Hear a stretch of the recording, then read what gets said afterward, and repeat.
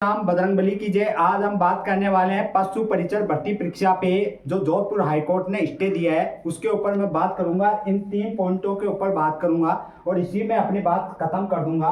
तो देखो, पहला है कि पशु परिचर भर्ती परीक्षा पे स्टे आ गया है क्या? तो बिल्कुल 100% आ गया है और जोधपुर हाईकोर्ट ने इस पे स्टे ला दिया। अब इसके कारण क्या रहे उस पर हम चर्चा नहीं करेंगे। जब जोधपुर हाईकोर्ट इसका फाइनल निर्णय देगा तब सामने आ जाएंगे।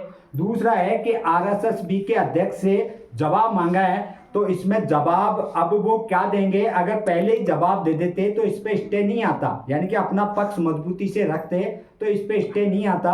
तो हालांकि इसके अंदर थोड़ी उन्होंने शीतलता बरती है, ये बात बिल्कुल सही है। दूसरा है कि अब आरएसएसबी के अध्यक्ष के सामने एक दुविधा आ गई है, यानी कि आरएसएसबी अध्यक्ष ने आरएसएसबी अध्यक्ष जो आलोक राज जी हैं उन्होंने और साथ में सचिव साहब ने दोनों ने ही नॉर्मलाइजेशन का विरोध किया है। उन्होंने कहा कि ये वास्तव में ही कहीं ना कहीं अभ्यर्थियों के लिए, जो पढ़ने वाले अभ्यर्थी हैं उनका इसके अंदर नुकसान हुआ है, लेकिन हम इसमें कुछ नहीं कर सकते क्योंकि ये पहले से चल रही प्रक्रिया है और इसको जो सुप्रीम कोर्ट ने भी इसको बिल्कुल अप्रूवल किया है, उसको अनुमति दी है, तो हम उसमें कुछ नहीं कर सकते। लेकिन जब अब जोधपुर हाईकोर्ट में मामले की सुनवाई हो रही है तो उसके अंदर अब वो क्या अपना पक्ष रखेंगे, उनका पक्ष सबसे महत्वपूर्ण समझा जाएगा। कहने का मतलब उनसे सीधा पूछा जाएगा कि इस प्रक्रिया से क्या पढ़ने वाले अभ्यर्थी या किसी अभ्यर्थी का इसके अंदर नुकसान हुआ है। अब वो अगर कहते हैं अपने जो भी पक्ष में जो भी अपने तर्क रखेंगे उसके आधार पे अगर वो ये कह दे कि वास्तव में इस जो प्रचलित फॉर्मूला है ये अभ्यर्थियों, जो पढ़ने वाले अभ्यर्थी हैं उनको वास्तव में किसी न किसी प्रकार से नुकसान पहुंचा है, तो सीधी सी बात है इस भर्ती परीक्षा में नए फॉर्मूले का जो डिसीजन देगा कोर्ट के इसमें बदलाव हो या और कोई तरीका अपनाया जाए ताकि जो वंचित अभ्यर्थी हैं उनको भी मौका इसमें मिले। या दूसरा ये कर सकता है कि जो वर्तमान में चल रही अभ्यर्थी प्रक्रिया के अभ्यर्थियों को नियुक्ति दी जाए और अलग से पद सर्जित करके जो अभ्यर्थी नए फॉर्मूले से और आ रहे हैं उनको भी उसके अंदर सिलेक्शन दिया जाए।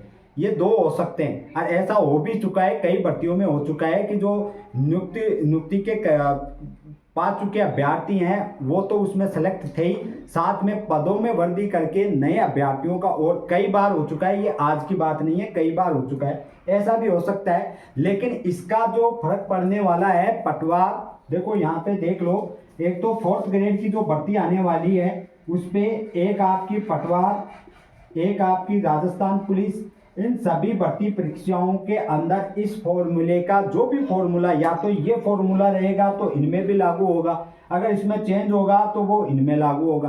कहने का मतलब ये है कि पशु परिचर भर्ती परीक्षा का भाग्य विधाता, यानी कि इन भर्ती परीक्षाओं का भाग्य विधाता पशु परिचर भर्ती परीक्षा बनने वाली है। अब इसके अंदर जो डिसीजन हो गया वो हो गया, फिर आप कहीं चैलेंज नहीं कर सकते क्योंकि एक जो जोधपुर हाईकोर्ट बचा हुआ था वहां पे हमने याचिका दायर कर दी और इसको अगर वो भी अप्रूवल कर देते हैं तो फिर इसमें कुछ बदलाव नहीं होगा, ये बात सत्य है। अब इसमें तो हाईकोर्ट देगा जवाब, कर्मचारी चयन बोर्ड देगा। अब हम क्या करें? अब हमें जो वर्तमान में जो वैकेंसियाँ चल रही है उनकी तैयारी करते रहना चाहिए। अब दूसरी बात यह है कि मैंने लॉन्ग वीडियो की जगह शॉर्ट वीडियो पे काम करना स्टार्ट कर दिया है। उसमें मैंने यूपीएससी, आरपीएससी और अन्य जितनी भी वैकेंसियां हैं उनसे संबंधित मैं वीडियो डालता हूं।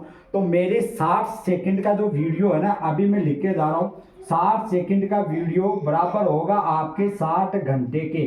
समझ रहे हो मेरी बात? ये सेकंड है, इस सेकंड का वीडियो 60 घंटे की क्लास के बराबर होगा। जैसे मान लो मैंने 1857 की क्रांति के अंदर अगर पढ़ाना शुरू कर दिया, उसमें 10 वीडियो में यानी कि 60-60 सेकंड के 10 वीडियो में यानी कि मात्र 10 मिनट में आपको एक क्वेश्चन जरूर मिलेगा। ये यहाँ पे मैं लिख के जा रहा हूँ।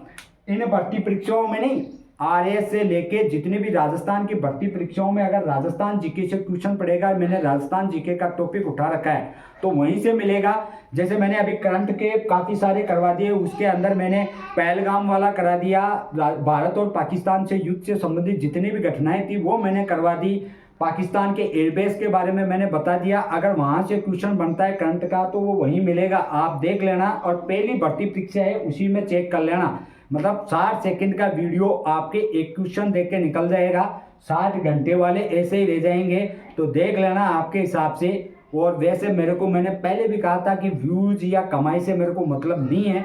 मेरा जो थीम है या मेरा जो मोटिव है वो ये है कि मेरे कारण किसी न किसी अभ्यर्थी को अगर उसके अंदर सफलता पाता है तो मेरे को जितनी खुशी होगी वो किसी और को हो ही नहीं सकती। इसी के साथ जय श्री राम, बजरंगबली की जय।